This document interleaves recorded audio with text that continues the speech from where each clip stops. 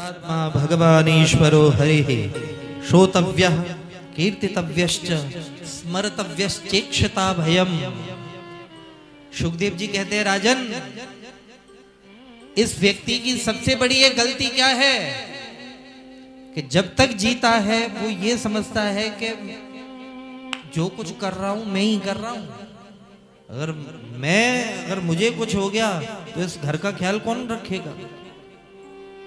ये हकीकत बात है कि नहीं। जब तक जीता है आदमी यही तो सोचता है कि जो कुछ कर रहा हूं मैं, अगर मुझे कुछ हो गया तो न जाने घर का क्या होगा। लेकिन याद रखें, बदल जाए अगर माली, चमन होता नहीं है खाली। हाँ? बदल जाए अगर माली, चमन होता नहीं है खाली। बहार फिर भी आती है और बहार फिर भी आएंगी। ये माली कितने आए कितने चले गए, इस दुनिया के चमन पे कोई फर्क पड़ा। हमसे पहले हमारे पिताजी थे, पिताजी से पहले उनके पिताजी थे। वो जिस मकान को अपना कहते थे वो छूट गया यहीं पे, हुट्ट कुट सबरी यहीं रखी रह गई। फिर पिताश्री सोचने लगे कि अब हमारा है, मैंने कमाया है। वो चले गए, मकान तब भी वही है। और जिसको हम अपना कह रहे हैं एक दिन हम भी जाएंगे, मकान तब भी वहीं रहेगा, जमीन तब भी वहीं रहेगी। मेरे भाई, अवसर है अनमोल, काम कुछ ऐसा कर जा।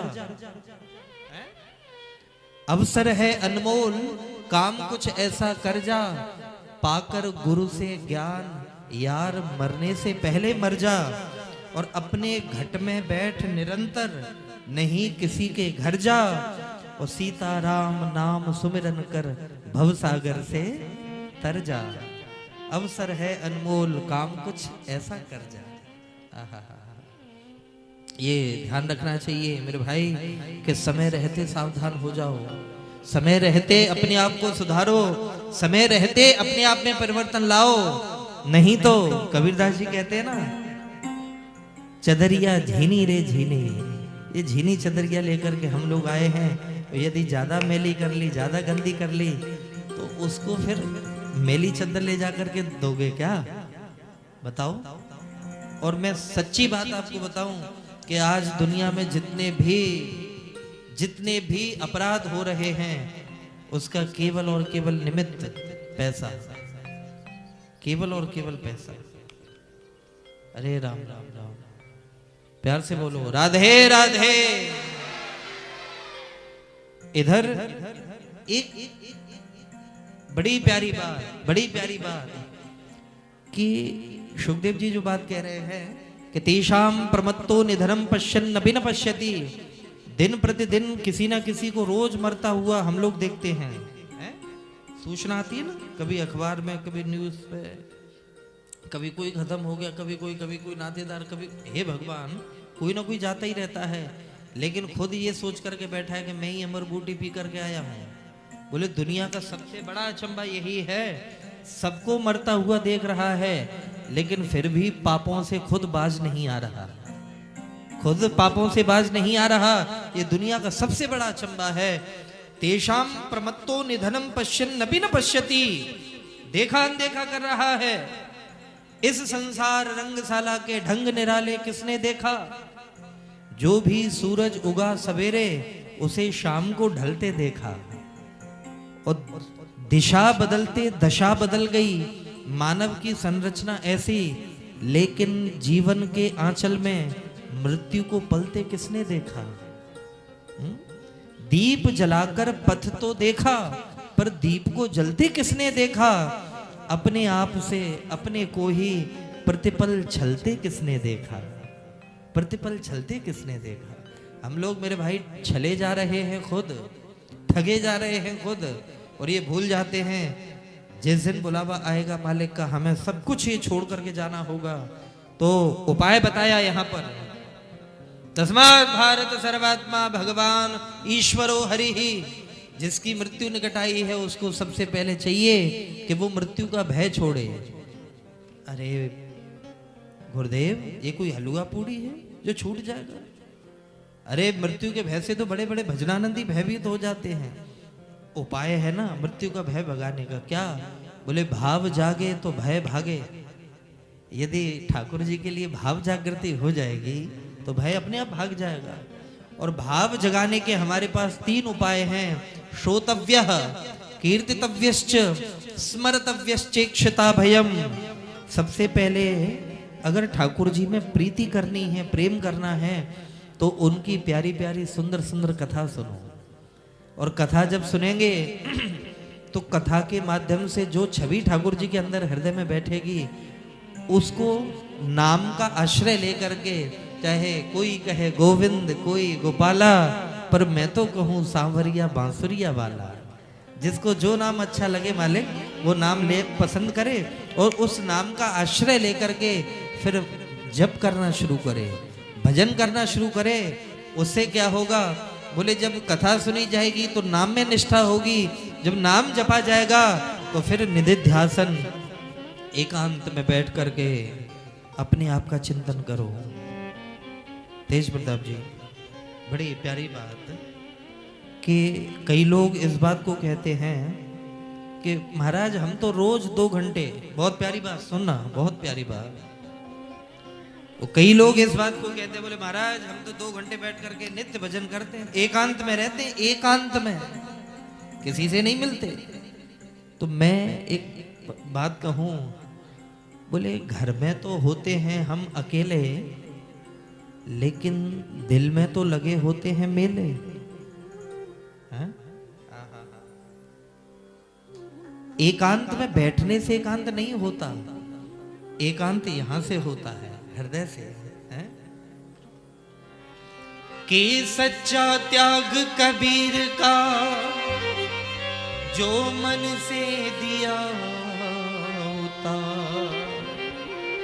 जो मन से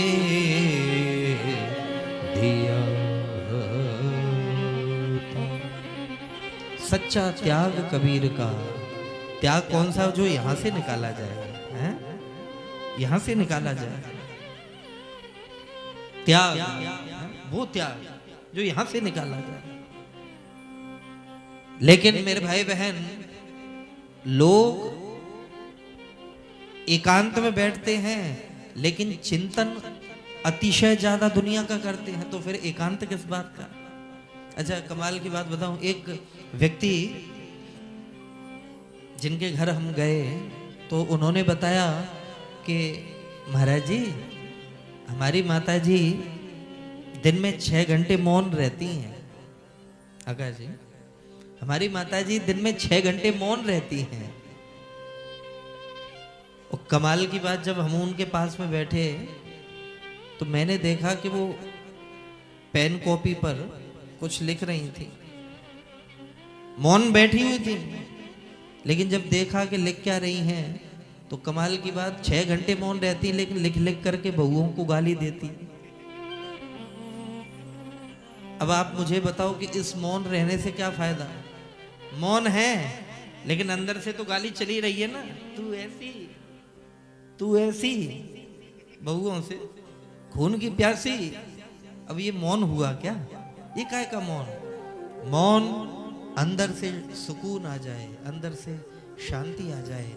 और ये मेरे भाई केवल और केवल ठाकुर जी की कथा में आ सकती है, अथवा तो उस परमात्मा की जब हम जिसको इबादत कहते हैं, जिसको आराधना कहते हैं, जिसको जप कहते हैं, जब सुकून में बैठते हैं एकांत में। और कौन सा एकांत? जब हम हों और हमारा प्रियतम हो, जब हम हों, हमारे ठाकुर हों। सुने, रोज तारों को नुमाइश में दखल पड़ता है, रोज तारों को नुमाइश में दखल पड़ता है। ये चांद पागल है जो अंधेरे में निकल पड़ता है।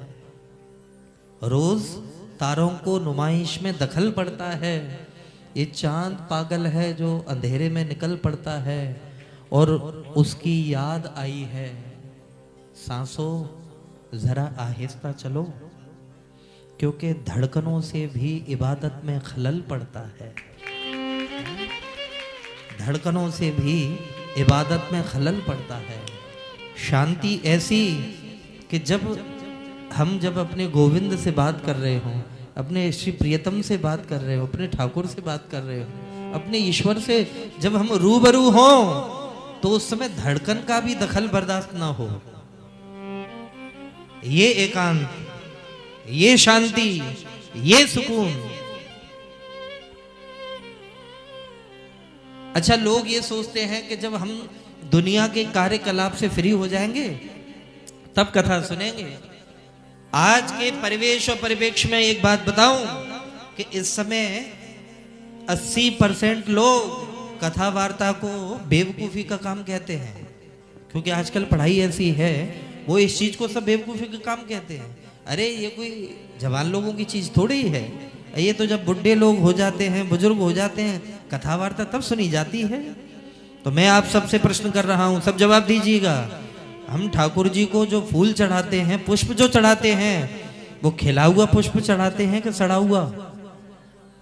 जोर से, खिला हुआ।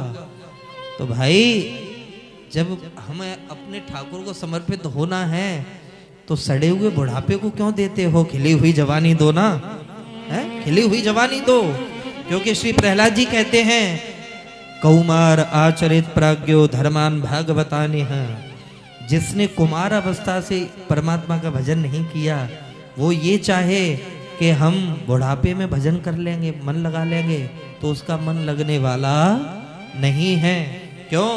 क्योंकि श्री गोस्वामी तुलसीदास जी कहते हैं, जन्म जन्म मुने यतन कराहि, जन्म जन्म मुने यतन कराहि।